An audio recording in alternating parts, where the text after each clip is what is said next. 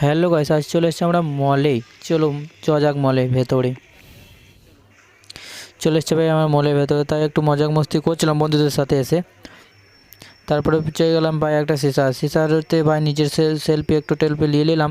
কেন ভাই জানো তো বাঙালি একটু দেখলেই ভাই সেলফি নেওয়ার জন্য। তারপরে বাচ্চাদের বন্দুক নিয়ে একটু মনে করো হাইজেক করবো না, তারপরে তো করা হলো না। তার বন্ধুরা কিনতে কিনতে বললো যে এই ব্যাগটা নিয়েছো, আমরা কিনবো, তুই আমার পেছনে পেছনে ঘুরে বেড়াবি। আমার তো কোনো কাজ নেই ভাই, বেকার ভাতার আমি। তার জন্য ওদের পেছনে পেছনে ওই ব্যাগটা নিয়ে ঘুরে বেড়াচ্ছি। ওরা এখানে কেনাকাটা করছে, চলো এইখান থেকে। তারপরে আমি ভাবলাম যে আমিও কিছু নিয়ে নিই, চলো দেখা যাক। তারপরে ভাই এখানেই দেখছিলাম যে কিছু তো একটা নিতে হবে, তার জন্য এসছি মলে, না হলে তো কী বলবে। নিয়ে নিলাম একটা কলগেট ভাই। কলগেট নেওয়ার পর চালালাম পে করতে। পয়সা পে করার পর ভাই হাসি লাগলো যে ভাই শপিং মল লোকটা বলে এটা এসছে 5 জন আর সামান দেখে এলো ভাই। মেয়েটার সাথে মজা করতে করতে চলো আজ মিনি বিলও